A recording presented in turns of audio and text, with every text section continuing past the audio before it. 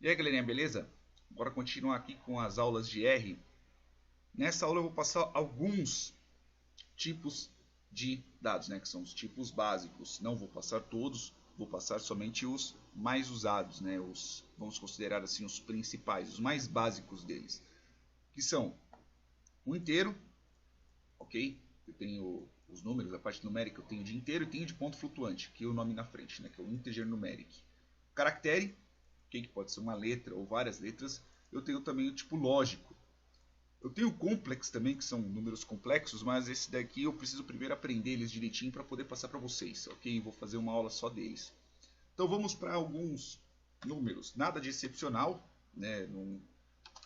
Nada de muito interessante. Por exemplo, se eu colocasse este número aqui, 4, que tipo de dado seria?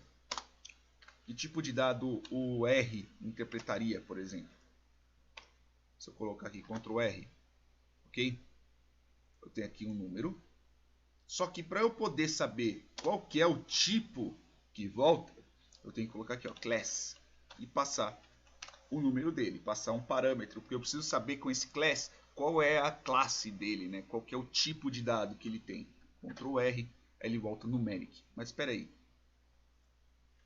Espera aí, meu. Você não falou que o numeric é de ponto flutuante? Então, o R ele interpreta quando você passa simplesmente o número para ele, ele interpreta como ponto flutuante.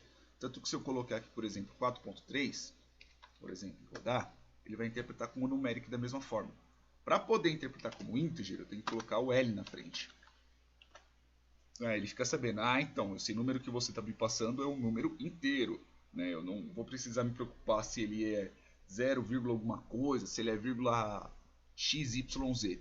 E não se esqueça que como a gente está tratando de notação internacional, é ponto, tá? Não é vírgula que a gente coloca. Então, por exemplo, colocar aqui o L. Aí eu vou fazer uma notação a seguir sempre, colocar o L na frente do número para o R entender que é um, vou colocar na linha de baixo, que é um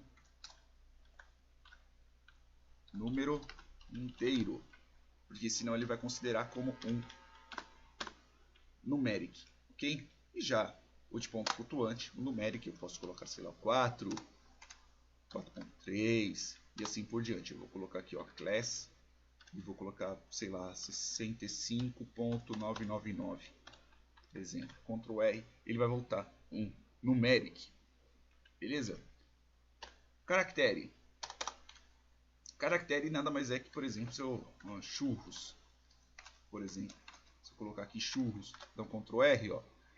Se eu fizer aqui, ó, class, aí vou escrever o churros aqui, ó, churros.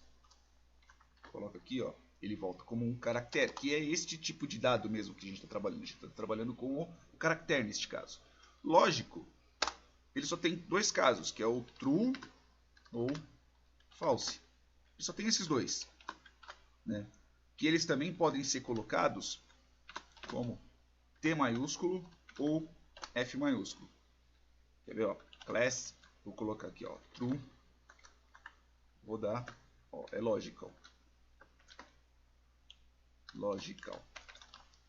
Vou colocar aqui class também, false, vou rodar, ó, ele é um lógico também. Se eu fizer aqui, ó, class e colocar um R minúsculo, ó, o R não é encontrado. Se eu colocar um R maiúsculo, R não, desculpa, se eu colocar um T minúsculo, ó, ele vai considerar como uma função, porque você tem uma função T, né? Agora, se eu colocar como T maiúsculo, ele vai considerar como logical. Ó, logical. Se eu colocar um T minúsculo, ele vai considerar como uma função, porque tem uma função T aqui. Agora, se eu colocar também class F minúsculo, que é de false, né? Ó, F não encontrado, que não tem, class F, se eu rodar, olha aí, ó, é logical, ok? Logical. Agora tudo bem.